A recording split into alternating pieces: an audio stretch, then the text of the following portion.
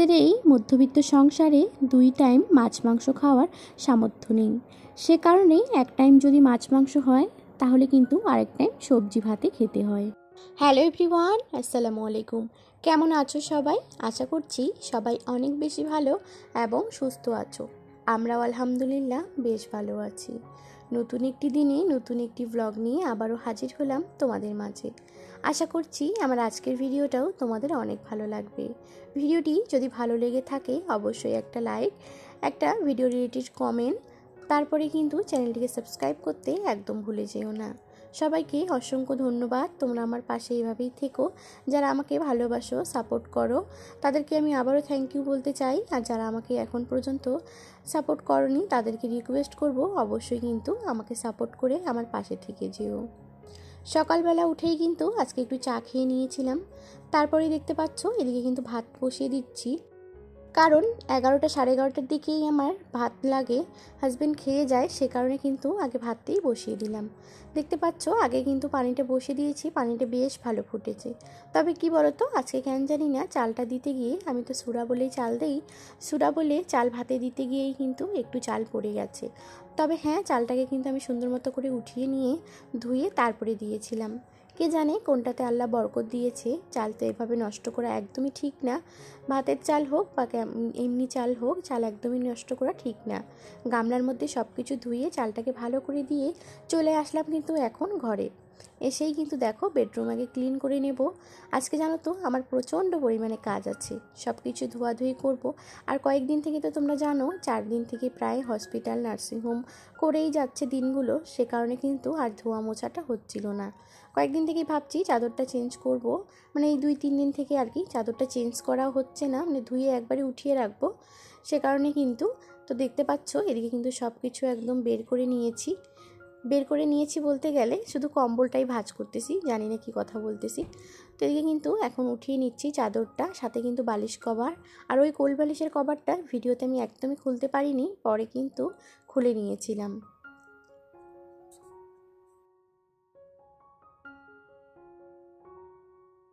এদিকে কিন্তু বাবু খেলাধুলা করছে আর আমি কিন্তু একে একে সব কাপড়গুলো বের করে নিচ্ছি।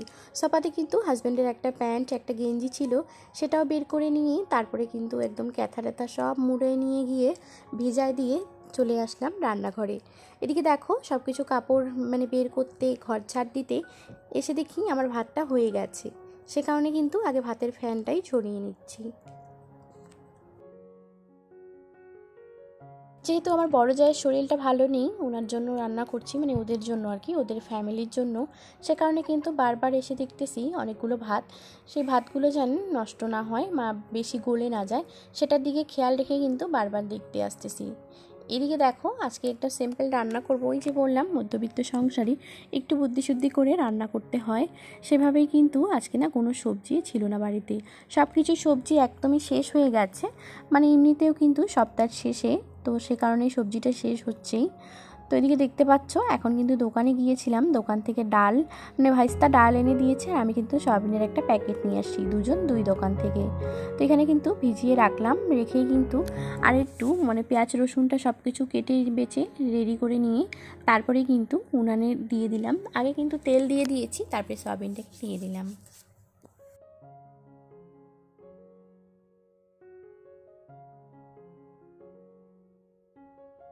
সয়াবিনগুলোকে কিন্তু ভাজার জন্য দিয়ে আমি কিন্তু চলে গিয়েছিলাম ওদিকে সবজি কাটার জন্য। সবজি বলতে গেলে আজকে শুধু আলু দেব, সে কারণে কিন্তু ওদিকে আলু আমি কেটে নিয়েছিলাম। এতেই দেখি সয়াবিনগুলো একদম ভালো করে ভাজা হয়ে গেছে। তো দেখো এখন কিন্তু একে একে সব নামিয়ে রেখেই দিয়ে দিলাম ওখানে পেঁয়াজ কুচি, সাথে কিন্তু রসুন কুচি। এসব ভালো করে নাড়াচাড়া করে তারপরে দিয়ে দেবো লঙ্কাটা, এখনও অ্যাড করিনি কারণ আজকে না একটু অন্য লঙ্কা দেবো, বোম্বাই লঙ্কা বা অনেকেই বলে টেপরাই লঙ্কা, আরও অনেকেই অনেক নামে চিনে। তো দেখো কে কী নামে চিনো আমাকে কিন্তু অবশ্যই একটু কমেন্টস করে জানিও, তোমাদের ওদিকে কী নামে পরিচিত এই লঙ্কাগুলো, ছোট ছোট গোল লঙ্কাগুলো, অবশ্যই একটু কমেন্টস করে জানিও। তো আমাদের বাড়ির গাছে, সে কারণে কিন্তু শাশুড়ি মা উঠিয়ে রেখেছিল, আর আমি কিন্তু ওখানে দিয়ে দিলাম 2টা, সাথে কিন্তু লম্বা লম্বা লঙ্কাও আমাদের বাড়িতে ছিল, মানে আকাশি লঙ্কা আর কি, সেই লঙ্কাটাও 2টা দিয়ে দিয়েছি। এদিকে কিন্তু পেঁয়াজগুলো ভালো মতো করে ভাজা হয়ে গেছে, তারপরে দিয়ে দিলাম একটু পাঁচফোড়ন, আর পাঁচফোড়ন দিয়েই তারপরে কিন্তু দেখো একটু নাড়াচাড়া করে আলুগুলোকে অ্যাড করলাম। তো কিউব কিউব করে কেটে নিয়েছি আলুগুলো, বেশি একটা বড় করিনি আবার বেশি একটা ছোট করিনি। সে কারণে কিন্তু এখন দেখো লবণ হলুদ দিয়ে ভালো করে ভেজে নিয়ে একটু পরে কিন্তু ডালটাকেও অ্যাড করব।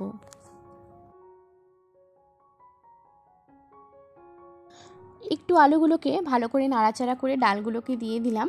আর এভাবেই কিন্তু আমি রান্নাটা করে থাকি। ডাল দিয়ে যদি রান্না করি সয়াবিন আলু ডাল, তাহলে কিন্তু প্রায় ক্ষেত্রে এভাবেই রান্না করি। খেতে কিন্তু ভীষণই টেস্টি হয় আর অনেক ভালো লাগে সত্যি কথা বলতে গেলে। এখন দেখো ভালো করে নাড়াচাড়া করে ডালটাও একটু ভাজা হয়ে গেছে, যেহেতু এটা মুগ ডাল একটু সেন্ট করে। তো এদিকে দেখো এখন কিন্তু গরম পানি দিয়ে ঢাকনা চাপা দিয়ে রেখে দিলাম। এর মধ্যেই কিন্তু হাজব্যান্ড চলে এসেছে, ওনার টাইম হয়ে গেছে, সে কারণে কিন্তু খেতে চলে এসেছে। আর এদিকে কিন্তু আমার সবজিটাও হয়নি। তো কি করব বলো, হাজব্যান্ড বললো একটা ডিম ভুজিয়া করে দাও, আমি ডিম দিয়ে খেয়ে যাব। তো দেখো এখানে কিন্তু টমেটো আর পেঁয়াজ দিয়ে সাথে লঙ্কা কুচি দিয়ে কিন্তু একটু ডিম ভুজিয়া করে দিচ্ছি। আর সে কিন্তু এটা দিয়ে খেয়েছিল, সাথে একটু আলু ভাজা ছিল। ঘুম থেকে উঠেই কিন্তু ফ্রেশ হয়ে সেটা দিয়েই ভাত খেয়ে নিয়েছিল। মানে আগেই খেয়েছিল একটু ঠান্ডা মানে গরম চা আর কি, চা খেয়ে দিয়ে তারপরে একটু পরেই কিন্তু ভাত আর ডিম এইভাবে যে রান্না করে দিয়েছি আর কি, ডিমটা ভাজা সেটা দিয়েই কিন্তু ভাত খেয়েছিল। আজকে যেহেতু করম পূজা, সে কারণে কিন্তু ফ্যাক্টরি বন্ধ থাকবে, সে কারণে কিন্তু তার যাওয়া হয়নি। তো দেখো ওকে ভাত দিয়ে কিন্তু ও খেয়ে বেরিয়ে গেল, মানে বাইরে গেল আর কি। আর এদিকে কিন্তু আমার রান্নাটাও হয়ে গেছে, তরকারিটাকে এখন নামিয়ে নেব। তো দেখো এভাবেই নামিয়ে রেখেছি। আমাদের বাড়িতে মানে আজকে রান্না হলো 8 জনের তরকারি, তো 8 জন নেই, 7 জন আছি। তো বাবুর কথা বাদ দাও, আর ছোটো ছোটো বাচ্চাদের কথা বাদ দিয়ে কিন্তু বড়রাই আমরা খাবো, তাই কিন্তু এদিকে কাঁচকলা কেটে নিয়েছি। আপার জন্য ভাজা করতে হবে, যেহেতু পেশেন্টের জন্য একটা রান্না করছি। তবে সয়াবিন আলুর ডালটাও কিন্তু খেতে পেরেছে, মুগ ডাল দিয়েছি না সে কারণে। মুসুর ডাল দিলে কিন্তু খাওয়া যেত না, পেশেন্টকে তো মুসুর ডাল খাওয়া যায় না আমরা জানি। তো এদিকে দেখো এখন কিন্তু কাঁচকলাকে ভাজা করে নিচ্ছি। আর জানো তো আজকে না মন মানসিকতা একটু অন্যরকম ছিল, সে কারণে কিন্তু একদম মনে দিইনি, ধ্যান দিয়ে আজকে কাজটা না করলেই এই অবস্থা হয়েছে। কাঁচকলাগুলো না একটু পুড়ে গেছে। রান্নাবাড়ি করেই কিন্তু আম্মু দিয়েছিল আপাকে খেতে। তারপরে কিন্তু বাইরে দেখো কি পরিমাণ রৌদ্র, আমিও চলে গেলাম কাপলাম কুয়ার পাড়ে। আর এদিকে দেখো কতগুলো কাপড় ভেজা আছে, আবার ঘরেও অনেকগুলো কাপড় আছে, সেগুলোও ধুইতে হবে।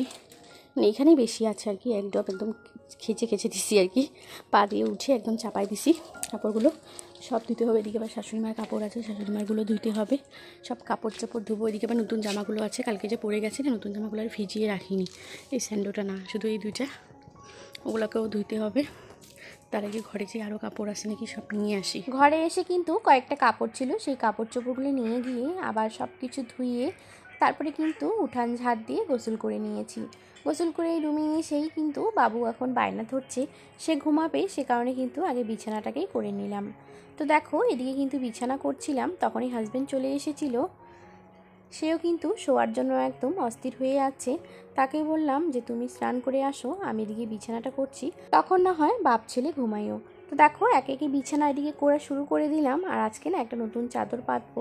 নতুন বলতে গেলেই এটা অনেক দিনেরই, কিন্তু তোমাদের সঙ্গে শেয়ার করা হয় না এবং কি বিয়েতেও দেওয়া হয় না। কারণ কি বলো তো, লম্বাটা না একটু ছোট চাদরটা ওই বিছানায় বিছিয়ে কিন্তু একদম কুচকিয়ে যায়, সে কারণে কিন্তু জ্বরও লাগে।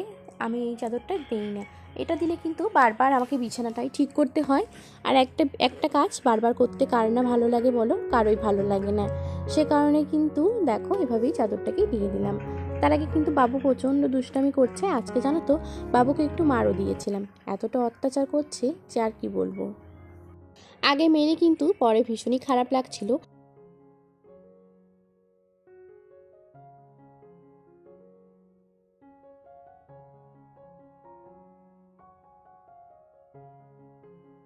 বিছানা গোছানো একদম কমপ্লিট হয়ে গেছে। আর চাদরটা পেতে কেমন লাগছে আমার বিছানাটা অবশ্যই একটু কমেন্ট করে জানিও। আলনাটার মধ্যে অগোছানো কয়েকটা কাপড় ছিল, সেটাকেও কিন্তু ভালো করে গুছিয়ে মনে পড়লো যে রবিবার যে কম্বলটা ধুয়ে নিয়েছি হাজব্যান্ডের কাছে, 2-3 দিন প্রায় লেগেছে শুকাতে, সেটা কিন্তু উঠিয়ে রাখিনি। সেটা ভাবলাম আজকে একটু উঠিয়ে রাখি। তো দেখো এদিকে কিন্তু কম্বলটা নিয়ে নিয়েছি, আর সাথে কিন্তু এই যে গোদরেজের মধ্যে উঠিয়ে রাখলাম। কারণ আমার একটা বড় ট্রাঙ্ক আছে, সেই ট্রাঙ্কটা আগের ভিডিওতে হয়তো তোমরা দেখেছো, যেখানে কিন্তু অনেকগুলো লেপ তোষক রাখানো আছে, আর বা কাপড় চোপড়ও অনেক কিছু আছে। সেটা না আম্মুর ঘরেতে থাকার কারণে এখন একটু আমার প্রবলেম হচ্ছে। এদিকে দেখো হাজব্যান্ড কিন্তু এসেই আগে খেয়ে নিয়েছিল ভাত আর তারপরে এদিকে চানা। তো আমি চলে আসলাম রান্নাঘরে দেখতে, সে কারণে কিন্তু আমাকে দিয়ে দিল। আমি একটু মুড়ি মিক্স করে খেয়ে নিলাম। খেয়ে দিয়ে কিন্তু তিনজনেই অনেক একটা বেশ ভালো ঘুম দিয়েছি। সেই ভাত ঘুম আমাদের অনেক ভালো হয়েছে ঘুমা। তারপরেই চলে আসলাম বাইরে। এখন বাজে কিন্তু 5:30টার মতো। এখন পর্যন্ত দেখো কি সুন্দর একটা হালকা হালকা হলেও রৌদ্র আছে। বাইরে এসে কিন্তু কাপড় চোপড় সব কিছু নিয়ে যাচ্ছি, আর দেখো কতগুলো কাপড়। তো এদিকে কিন্তু একে একে সব কাপড় নিয়ে যাচ্ছি, আর ঘরে কিন্তু সব কিছু এখন রেখে দেবো। এখন কিন্তু কোনো প্রকার ভাঁজ করব না, কারণ আবার ওদিকে কলে যেতে হবে, কল থেকে পানি আনতে হবে। যেহেতু কলে যেতে হয়, কলটা না একটু হলেও দূরে আছে আমাদের, সে কারণে কিন্তু ওখানে কল থেকে পানি আনতে যাব। আগে কাপড়গুলোকেই ঘরে রেখে দিয়ে আসি, তা নাহলে যদি পরে বৃষ্টি শুরু হয়ে যায় বলা মুশকিল। একে একে সব কাপড় নিলাম, জায়ের কাপড় জায়ের ঘরে, তারপরে আম্মুর কাপড় আম্মুরদের ঘরে রেখে আমাদেরগুলো নিয়ে আসলাম এই সপাটার মধ্যে রেখেই। তারপরে কল থেকে পানি আনলাম। ওই দিক থেকে কিন্তু চিকেনটাও আমি নিয়ে এসেছি। যেহেতু হাজব্যান্ড ঘুমিয়ে আছে তাই ভাবলাম আমি চিকেনটাকে নিয়ে আসি। যখন চিকেনটা নিয়ে আসি তখনই কিন্তু উঠে গেছে। তো দেখো এখন কিন্তু এখানে চিকেন রান্না করব, আর আজকে না চিকেনটাকে আলু দিয়েই রান্না করব ভাবছি। হাজব্যান্ড বললো যে একটু আলু দিয়েই করো। প্রথমে আমি ভেবেছিলাম এমনি খালি করব, কিন্তু হাজব্যান্ড বললো একটু আলু অ্যাড করো। তো দেখো যেই ভাবনা সেই কাজ, এখন কিন্তু বসিয়ে দিলাম। প্রথমে পেঁয়াজ কুচি দিয়ে দিয়েছি, সাথে কিন্তু এখানে আছে আজকে না রসুনটাকে একটু কুচিয়ে দিয়েছি, শুকনো লঙ্কা তেজপাতা গোটা জিরে সব কিছু দিয়ে। তারপরে আরও একটু তেল এড করেছি। যখন চিকেনটা দিয়েছি তখনও কিন্তু একটু তেল এড করেছি। আজকে কেন জানি না একটা আইডিয়াই হচ্ছিল না ভালো মতো। আর এদিকে দেখো চিকেনটাকে কিন্তু ভালো মতো ধুয়ে বেছে তারপরে পানি ঝরতে দিয়ে দিয়েছি। দিয়ে কিন্তু এদিকে আমি রান্নাটা বসিয়ে দিলাম। এদিকে লাল লাল করে ভেজে ওই উনানে দিয়ে, বড় উনানে কিন্তু এদিকে তেল দিয়ে আলু সাথে একটু লবণ হলুদ মিক্স করে ভাজতে দিয়েছি। আলুটাকে আমি ভেজে দিব, কারণ চিকেনে আলু ভেজে দিলে অনেক টেস্টি লাগে। আমি যখন রান্না করছিলাম তখন আমার যা কিন্তু আমাকে এসে পায়েস দিয়ে গেল। তো আমি কিন্তু এখন পায়েস খাচ্ছি। যা বলতে গেলে যে তিনজন আমরা মেজো যে সেই ওটা যা আর কি, ওই যা এসে পায়েস দিয়েছে, একটু টেস্ট করে আবার কিন্তু রেখে দিয়েছি, পরে খেয়েছিলাম। রান্নাবাড়ি করছিলাম আর এদিকে কিন্তু দেখো কতগুলো বাসন বের হয়েছে, বাসনকোসনগুলো মেজে নিচ্ছি। তোমাদেরকে তো আমি বলেই থাকি যে আমি কিন্তু ওই রান্নার সময় বাসনকোসন মাজি, বা যখন যেটা বের হয় তখনই সেটা মেজে রাখি। তো দেখো এদিকে কিন্তু চিকেনটা প্রায় কমপ্লিট, আর একটু কষাবো, কষিয়ে কিন্তু নামিয়ে রাখবো।